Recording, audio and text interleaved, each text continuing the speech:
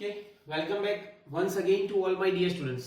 આજે chapter number 10 જેનું નામ એસ વિભાગના તત્વો.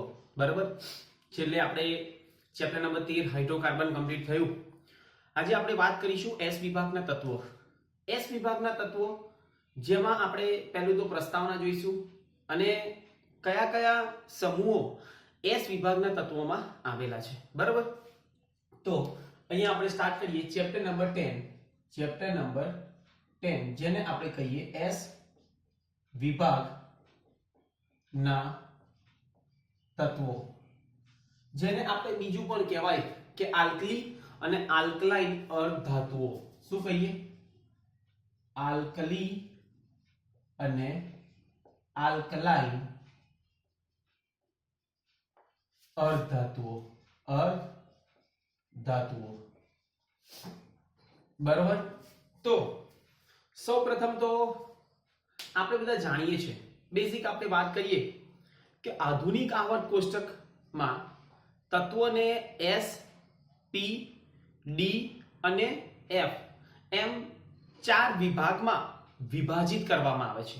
બરોબર, આ બધા જ આપણે 11મા અને 12મા ધોરણની અંદર અભ્યાસ કરવાનો છે. પહેલા એસ અને પી વિભાગના તત્વો ભાગ 1 11મા અભ્યાસ કરીશું અને પી વિભાગના ભાગ 2 અને ડી અને એફ વિભાગના તત્વોનો અભ્યાસ 12થમાં કરવાનો છે. બરાબર, આપણે જાણીએ છીએ કે આવર્ત કોષ્ટકના એસ વિભાગના તત્વો આપણે અહીંયા અભ્યાસ કરીશું, જેમાં એવું કહીએ કે આવર્ત કોષ્ટકમાં એસ વિભાગના તત્વો એવા તત્વો કે જે છેલ્લે ઇલેક્ટ્રોન એસ કક્ષકમાં ભરાતી હોય ને, તો તેવા તત્વોને આપણે એસ વિભાગના તત્વો કહીએ છીએ. બરાબર, ફરીથી એક વખત કહું છું કે જ્યારે આપણે ઇલેક્ટ્રોનની ગોઠવણી કક્ષકોમાં કરતા હોઈએ અને છેલ્લે ઇલેક્ટ્રોન એસ કક્ષકમાં ભરાય તો તેવા બધા જ તત્વોને આપણે એસ વિભાગના તત્વ કહીએ છીએ. અહીંયા આપણે એવું કહીએ એસ વિભાગના તત્વોનો સમાવેશ શેનો થાય છે, તો એસ વિભાગના તત્વો એટલે બે સમૂહો, સમૂહ 1 અને સમૂહ 2. આવર્ત કોષ્ટકમાં પહેલો સમૂહ, પ્રથમ સમૂહ 1 એ, જેમાં કયા કયા તત્વો આવેલા છે તો જો ધ્યાન આપજો. સમૂહ 1 એ આવી રીતે આપણે લખીએ છીએ, જેને આપણે કહીએ કે આલ્કલી ધાતુ. બરાબર, અને અહીંયા આપણે લખીએ આલ્કલાઇન અર્ધધાતુઓ. બરાબર, જેને આપણે કહીએ સમૂહ 2. બરાબર, 2a લખી દઈએ અહીંયા 2a. ક્લિયર? તો હવે સમૂહ 1 માં તત્વો કયા કયા? તો lithium, sodium, potassium, rubidium, caesium અને ફ્રેન્ચિયમ. બરાબર, જેમાં છેલ્લે ઇલેક્ટ્રોન એસ કક્ષકમાં ભરાતો હોય છે. એક્ઝામ્પલ લઈએ અહીંયા કયા કયા તત્વો? તો પહેલું આપણે કહીએ લિથિયમ, જેને આપણે લખાય Li. બરાબર, બીજું આપણે કહીએ સોડિયમ, સોડિયમ જેને આપણે લખીએ Na. ત્યારબાદ પોટેશિયમ,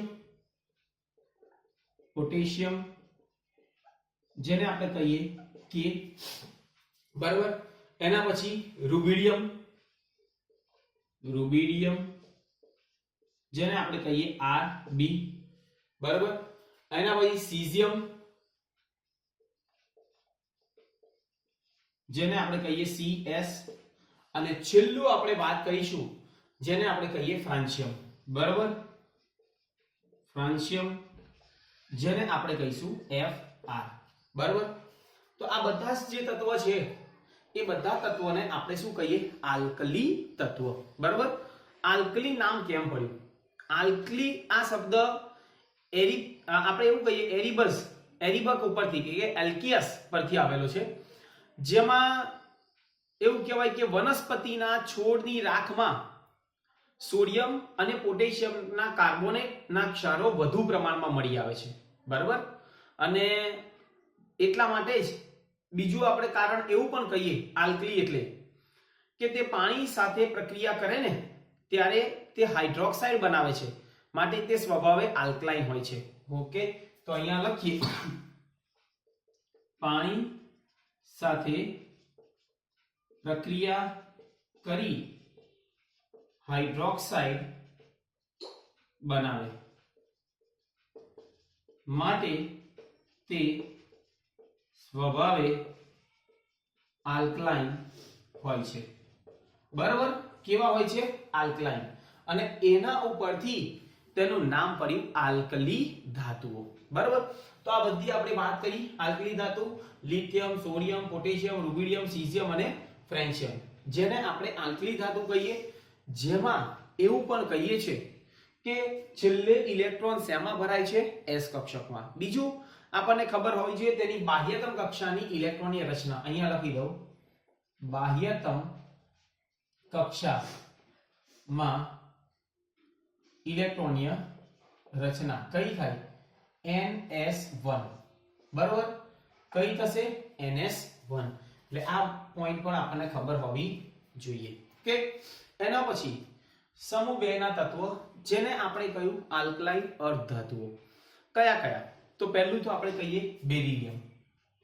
અહીંયા લખીએ બેરિલિયમ, જેને આપણે લખાય Be. બરાબર, ત્યારબાદ મેગ્નેશિયમ, મેગ્નેશિયમ જેને આપણે લખીએ Mg. બરાબર છે. એના પછી આપણે કહીએ કેલ્શિયમ,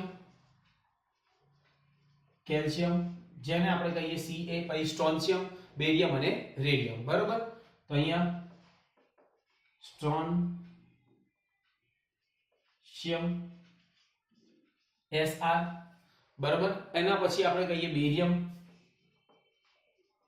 બેરિયમ એટલે Ba. બરાબર, અને છેલ્લું આપણે કહીએ રેડિયમ, રેડિયમ જેને આપણે કહીએ Ra. તો આ બધા તત્વોને આપણે શું કહીએ છીએ? આલ્કલાઇન અર્ધધાતુઓ.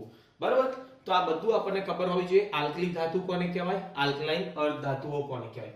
પ્રશ્ન એવો થાય કે આલ્કલાઇન અર્ધધાતુઓ કેમ? આવા તત્વોની અંદર બેરિલિયમ અપવાદ સિવાય બધા જ આલ્કલાઇન અર્ધધાતુ. આ અપવાદ છે. બરાબર, આને આપણે કહીએ અપવાદ. બાકીના બધા જ કેવા છે? આલ્કલાઇન અર્ધધાતુ. કારણ કે એવું કહેવાય કે તેમાંના ઓક્સાઇડ અને હાઇડ્રોક્સાઇડ સ્વભાવમાં આલ્કલાઇન હોય છે. તેમના ઓક્સાઇડ અને હાઇડ્રોક્સાઇડ સ્વભાવના કેવા હોય છે? આલ્કલાઇન હોય છે. ઓક્સાઇડ અને હાઇડ્રોક્સાઇડ. બરાબર, અને એટલા માટે જ આપણે તેને શું કહીએ છીએ? તો આલ્કલાઇન અર્ધધાતુઓ, જે પૃથ્વીના પોપડામાં મળી આવતા હોય છે. ક્લિયર? તો આ બધા ખબર હોય છે: બેરિલિયમ, મેગ્નેશિયમ, કેલ્શિયમ, સ્ટ્રોન્શિયમ, બેરિયમ અને રેડિયમ. અને સમૂહ 1. હવે આની બાહ્યતમ કક્ષાની ઇલેક્ટ્રોનની રચના શું થાય? ns2. ક્લિયર? n એટલે મુખ્ય ક્વોન્ટમ આંક, જે આપણે ચેપ્ટર નંબર 2 માં જોયું. બરાબર, તો અહીંયા આ બધું જ આપણને ખબર હોવી જોઈએ કે આલ્કલી ધાતુ કયા અને આલ્કલાઇન અર્ધધાતુઓ. સમૂહ 1 અને સમૂહ 2. છેલ્લે ઇલેક્ટ્રોન s કક્ષકમાં ભરાય માટે તેવા બધા જ તત્વોને આપણે s વિભાગના તત્વો કહીએ છીએ. બરાબર, ચલો આ નોટ ડાઉન કરી લો પહેલા.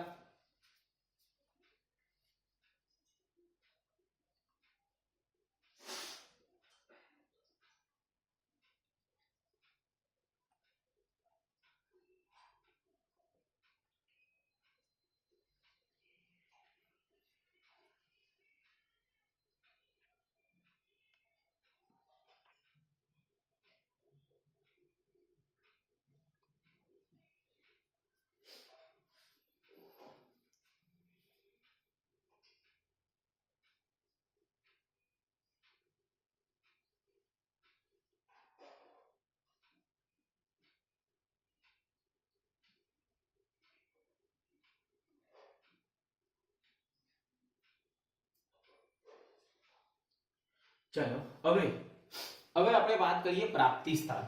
આલ્કલી ધાતુઓના પ્રાપ્તિ સ્થાન. ચલો ધ્યાન આપજો.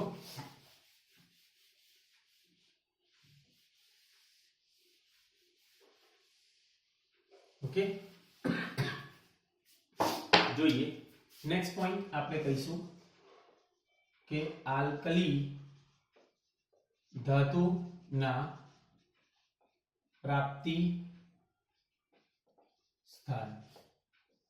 ભાઈ આ આલ્કલી ધાતુઓ ક્યાંથી આપણને મળી આવે છે, બરોબર? તો એ વસ્તુ આપણને ખબર હોવી જોઈએ કે આલ્કલી ધાતુઓ આમ જોવા જઈએ તો જેમ કે સોડિયમ અને પોટેશિયમ જે છે એ વિપુલ પ્રમાણમાં પૃથ્વીના પોપડામાંથી આપણને મળે છે, જમીનના બંધારણમાં, બરોબર? એટલે અહીંયા આપણે કહીએ કે સોડિયમ અને પોટેશિયમ જે છે એ કેટલા 4% જેટલી ક્યાંથી મળે છે? જમીનમાંથી મળી આવે છે, એટલે વિપુલ પ્રમાણમાં, વિપુલ પ્રમાણમાં, બરોબર? એટલે આ ખબર હોવી જોઈએ. એના પછી આપણે એવું પણ કહીએ છીએ કે લિથિયમ, રુબિડિયમ અને સીઝિયમ પ્રમાણમાં ઘણું જ ઓછું છે, એટલે લિથિયમ, રુબિડિયમ અને સીઝિયમ પ્રમાણમાં ઓછા, એટલે અહીંયા પ્રમાણમાં ઓછા. વિપુલ પ્રમાણમાં કોણ મળે? તો સોડિયમ અને પોટેશિયમ પૃથ્વીના પોપડામાંથી. અને ફ્રેન્શિયમ રેડિયો સક્રિય છે, એટલે એ પણ આપણને ખબર હોવી જોઈએ કે આ જે છે જેને આપણે કહીએ રેડિયો સક્રિય, બરાબર? ફ્રેન્શિયમ શું છે? રેડિયો સક્રિય. અને તેનો સૌથી વધુ આયુષ્ય ધરાવતો સમસ્થાનિક કયો? તો આપણને ખબર હોવી જોઈએ કે ફ્રેન્શિયમ 200 ને સમથિંગ કેટલો છે? 223, 223. આ એનો સૌથી વધુ આયુષ્ય ધરાવતો એક સમસ્થાનિક છે, જેનું આયુષ્ય કેટલું છે?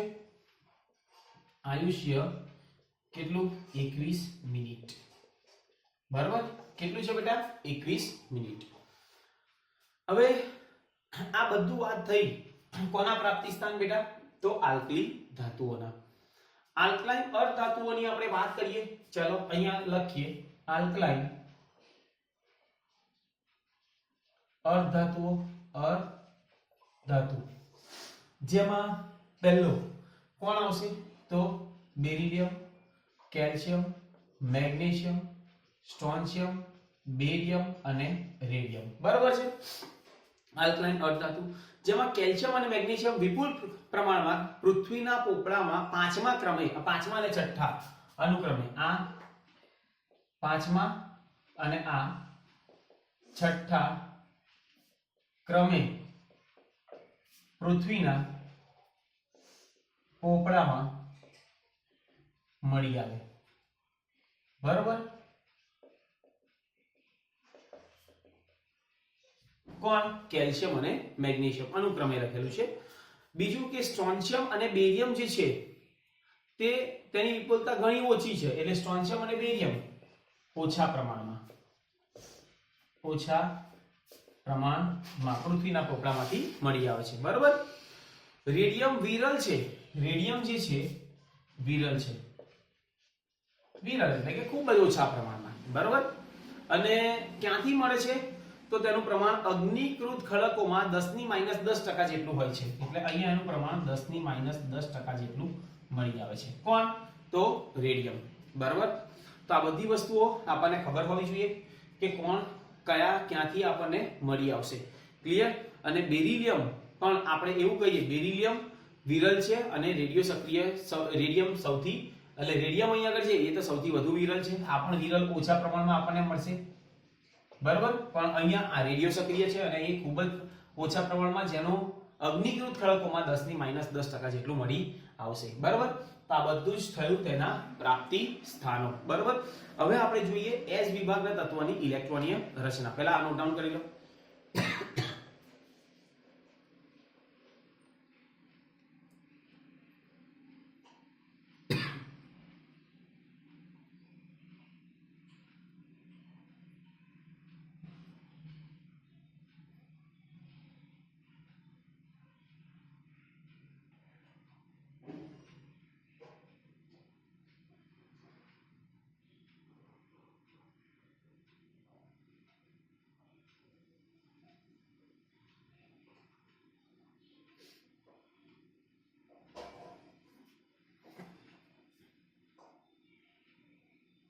હવે ચલો ઇલેક્ટ્રોનીય રચના લખવાની હોય કે ભાઈ આલ્કલી ધાતુ છે તો તેની ઇલેક્ટ્રોનીય રચના કેવી રીતે લખાય, બરાબર? તો આપણે જાણીએ છીએ કે ઇલેક્ટ્રોનીય રચના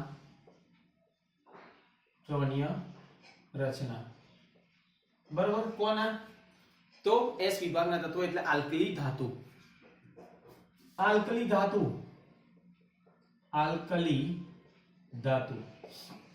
તો અહીંયા શું આવશે સ્ક્વેર બ્રેકેટમાં ઉમદા વાયુ અને NS1 અને આલ્કલાઇન અર્ધ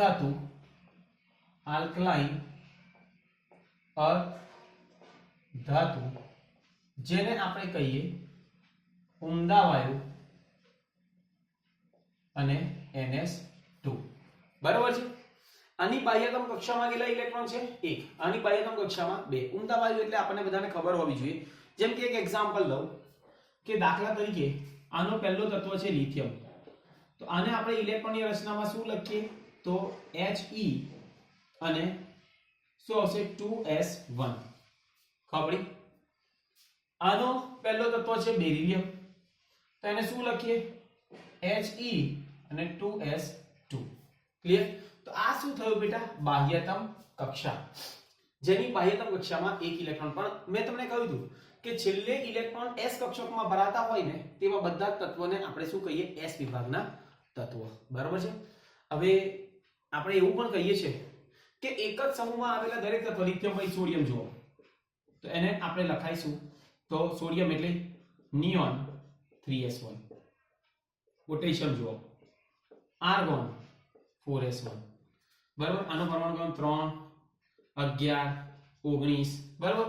બેરિલિયમ પછી મેગ્નેશિયમ જુઓ તો એની અંદર પણ નિયોન 3s2 પછી કેલ્શિયમ જુઓ આનો 4 12 અને 20 અને આપણે કહીએ આર્ગોન 4s2 એટલે આ શું દર્શાવે છે કે એક જ સમૂહમાં આવેલા દરેક તત્વની બાહ્યતમ કક્ષામાં રહેલા ઇલેક્ટ્રોનની સંખ્યા કેવી છે સરખી છે. આમાં 1 અને આમાં 2 એટલે એવું કહીએ કે એક જ સમૂહમાં આવેલા દરેક તત્વના ગુણધર્મો પણ સરખા હોવા જોઈએ પરંતુ તેમાં ઘણી બધી બાબતોમાં અનિયમિતતા માલુમ પડે છે બરાબર.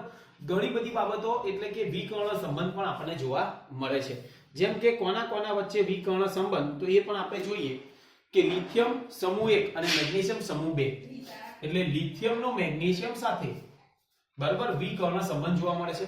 એટલે ઘણી બધી બાબતોમાં સામ્યતા જોવા મળી અને બેરિલિયમ સમૂહ 2 અને એલ્યુમિનિયમ સમૂહ 13 ના તત્વો સાથે સામ્યતા જોવા મળે. એટલે આને આપણે શું કહીએ વિકર્ણ સંબંધ કે કયા ગુણધર્મોમાં વિકર્ણ માલુમ પડે છે તો આપણે કહીએ કે દાખલા તરીકે એનું કદ આયનીય કદ વીજભાર ત્રિજ્યાનો ગુણોત્તર ના લીધે આપણને વિકર્ણ સંબંધ માલુમ પડે છે. એટલે આ બધું જ આપણને ખબર હોવી જોઈએ બરાબર. તો હવે આપણે વાત કરીએ કે આ વિકર્ણ સંબંધો વિશે પણ આપણે ડિટેલમાં આ ચેપ્ટરની અંદર આગળ આપણે અભ્યાસ કરીશું પણ એટલું યાદ રાખો અત્યારે કે કોના વચ્ચે સામ્યતા તો લિથિયમ અને મેગ્નેશિયમ અને બેરિલિયમ અને એલ્યુમિનિયમ સાથે જેને વિકર્ણ સંબંધ આપણે કહેવાય. શેના લીધે વિકર્ણ સંબંધ તો આયનીય કદ ત્રિજ્યાનો ગુણોત્તર વીજભાર આના લીધે એમાં સામ્યતા જોવા મળતી હોય છે બરાબર. હવે એના પછી આપણે વાત કરીશું કે ભાઈ તેના બંધારણ તેના ખનિજો ક્યાંથી આપણને મળે છે. સમૂહ 1 લિથિયમ દાખલા તરીકે સમૂહ 1 ની અંદર કયા ખનિજો છે એ નામ પણ આપણને કદાચ મેબી પૂછાય તો ખબર હોવી જોઈએ તેના આણ્વિય સૂત્ર સાથે. તો જેમ કે એક્ઝામ્પલ લો પહેલું છે કે હું અહીંયા લઉં છું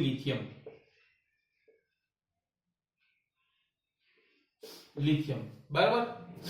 લિથિયમ એટલે સ્પોડિયુમિન જે પૃથ્વીના પેટાળમાંથી આપણને મળે છે સ્પોડિયુમિન જેનું આણ્વિય સૂત્ર LiAlSiO2 અને શું આવશે SiO3 ટ્વાઇસ જેને આપણે કહેવાય સ્પોડિયુમિન. પછી લેપિડોલાઇટ બીજું શું છે લેપિડોલાઇટ જેનું આણ્વિય સૂત્ર આપણે કહીએ કાં તો લિથિયમ હોય સોડિયમ હોય કે પછી પોટેશિયમ હોય ટ્વાઇસ બરાબર. Al2 અને બ્રેકેટમાં FOH 6 ટાઈમ્સ ખ્યાલ આવી ગયો બરાબર. સોરી આખું બ્રેકેટ 6 ટાઈમ્સ ઓકે. તો આને આપણે શું કહીએ લેપિડોલાઇટ ઓકે, એના પછી આપણે કહીએ સોડિયમ. ચલો, લિથિયમ નું થયું. હવે સોડિયમ ની આપણે વાત કરીએ. સોડિયમ, સોડિયમના ખનિજો કયા કયા? તો પહેલું રોક સોલ્ટ. આ આણ્વીય સૂત્ર પૂછે છે, રોક સોલ્ટ, જેને આપણે કહીએ NaCl, આણ્વીય સૂત્ર. બરાબર. કાર્નાઇટ, કાર્નાઇટ, જેને આપણે કહીશું Na2B4O7 ઇન્ટુ કેટલા આવશે બેટા? 4H2O. બરાબર. એના પછી આપણે કહીએ ચીલી સોલ્ટ પીટર. શું કહીએ? Chilli salt Peter. Chilli salt Peter, જેને આપણે કહીએ NaNO3. NaNO3, આ બધા એના ખનિજ છે. બરાબર. પોટેશિયમ ની આપણે વાત કરીએ. ચલો, નંબર 3 અહીંયા લખી દો. પોટેશિયમ. પોટેશિયમ ક્યાંથી આપણને મળશે? તો સિલ્વાઇન. પહેલું તો કહીએ સિલ્વાઇન, જેનું આણ્વીય સૂત્ર આપણે કહીએ KCl.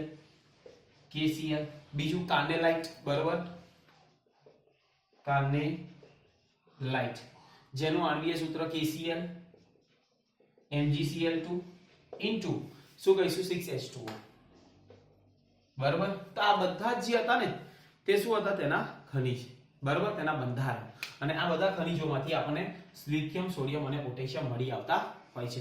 દરેકના ખનિજ એ બધું આપણને ખબર હોવી જોઈએ. સિલ્વાઇન નું આણ્વીય સૂત્ર, કાર્નેલાઇટ નું કયું, પછી અહીંયા કાર્નોલાઇટ નું કેટલું, ત્યારબાદ અહીંયા આ બધું જ ખબર હોવી જોઈએ. કાર્નેલાઇટ, પછી કાર્નોલાઇટ, બીજું રોક સોલ્ટ NaCl. બરાબર.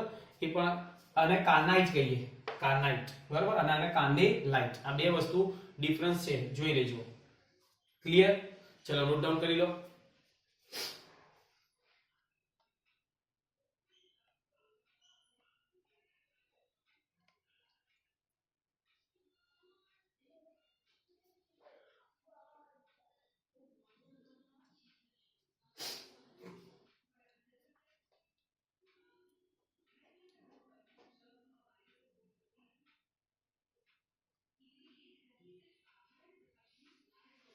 ચલો, હવે આપણે વાત કરીએ બેટા કે આલ્કલી ધાતુઓ જે છે તેની બાહ્યતમ કક્ષામાં એક ઇલેક્ટ્રોન છે. બરાબર.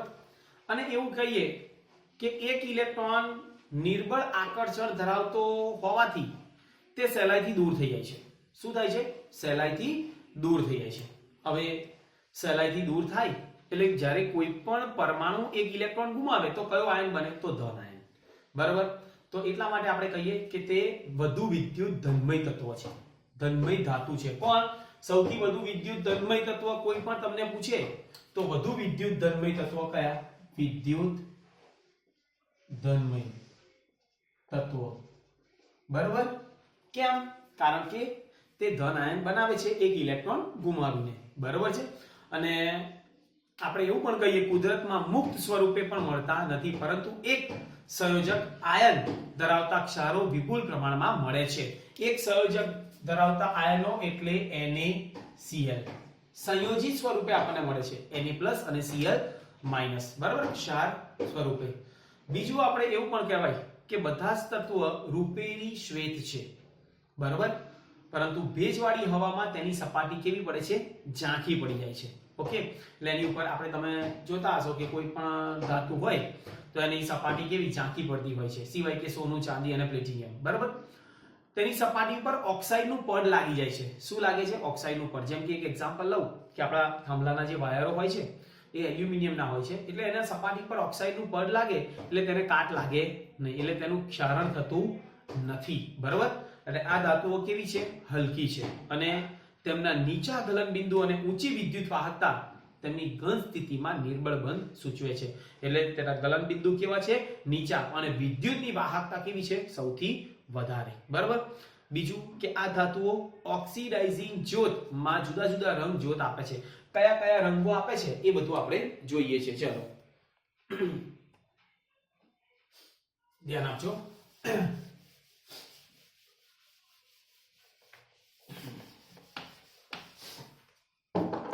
તો જો અહીંયા ધાતુ અને બીજું આપણે કહીએ કે રંગ.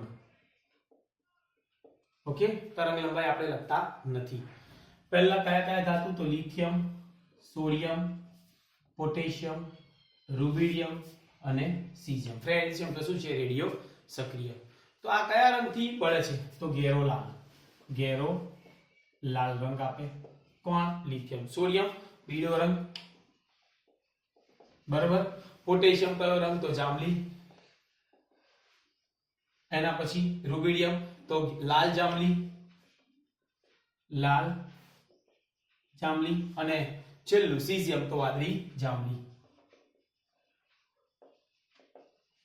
જેમ કે એક એક્ઝામ્પલ લઈએ, ઘરે મીઠું હોય, મીઠામાં દિવાસળી બોરો અને પછી ગેસ હોય ત્યાં આગળ ધરો તો આપણને ખબર પડશે કે આપણને પીળા રંગની જ્યોત દેખાશે. એ દર્શાવે છે કે તેની અંદર શું હાજર છે? સોડિયમ. બરાબર. એટલે આવી રીતે જેને આપણે કહેવાય ઓક્સિડાઇઝિંગ જ્યોત. બરાબર. તો આ ઓક્સિડાઇઝિંગ જ્યોત કોના લીધે છે? તો એ આપણને ખબર પડે કે જે બાહ્યતમ કક્ષામાં જે ઇલેક્ટ્રોન રહેલો છે એ ઉત્તેજિત અવસ્થામાં જાય છે અને એટલા માટે આપણને જુદા જુદા રંગો દેખાતા હોય છે. ક્લિયર? અહીંયા બીજું એવું પણ કહીએ કે એસ વિભાગના તત્વો જે છે ને એની આયનીકરણ એન્થાલ્પી નીચી. કારણ એક જ કે ભાઈ આગળ આપણે ભણી ગયા છે કે નીચી આયનીકરણ એન્થાલ્પી, કારણ કે તેની બાહ્યતમ કક્ષામાં રહેલા જે ઇલેક્ટ્રોન છે તેનું કેન્દ્ર જોડે આકર્ષણ કેવું હોય? ખૂબ જ ઓછું. એટલે એની આયનીકરણ એન્થાલ્પી પણ કેવી હશે? નીચી. એટલે ઇલેક્ટ્રોનને દૂર કરવા ઓછી ઉર્જાની જરૂર પડે છે. ખ્યાલ આવી ગયો? તો આ બધી વસ્તુઓ પણ આપણને ખબર હોવી જોઈએ. અહીંયા ઉર્જાનું શોષણ અને ઉત્સર્જન પણ થતું હોય છે. ક્લિયર? જોઈ લો બધું જ.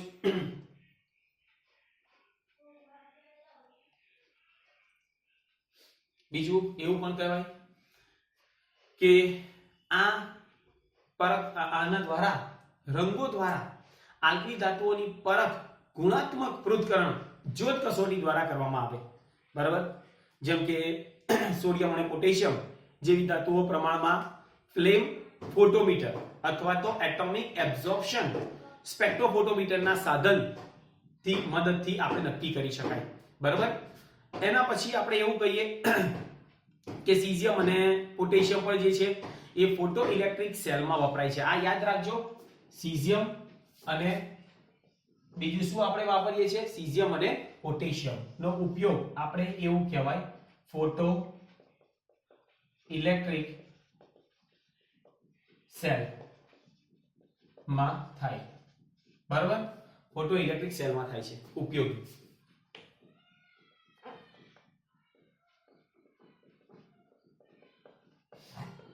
ખ્યાલ આવી ગયો? ઓકે.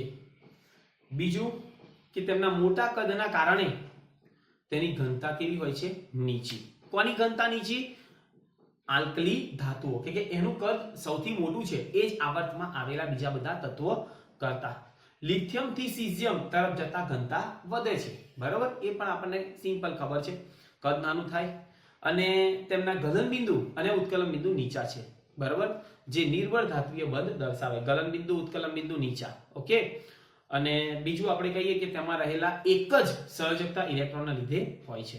કેટલી સંયોજકતા હોય છે? એક જ. બરાબર. તો આ બધું જ આપણને ખબર હોવી જોઈએ. આ બેઝિક હતું કે સેલનો ઉપયોગ ક્યાં? તો આ યાદ રાખજો કે પોટેશિયમ અને સીઝિયમનો ઉપયોગ ક્યાં થાય છે? Photo electric cell. Photo electric cell એટલે જ્યારે પ્રકાશ પડતો હોય ને અને ત્યારે વિદ્યુત ઉર્જા ઉત્પન્ન થાય ને તો તેવા સેલને આપણે શું કહીએ છીએ? Photo electric cell. બરાબર.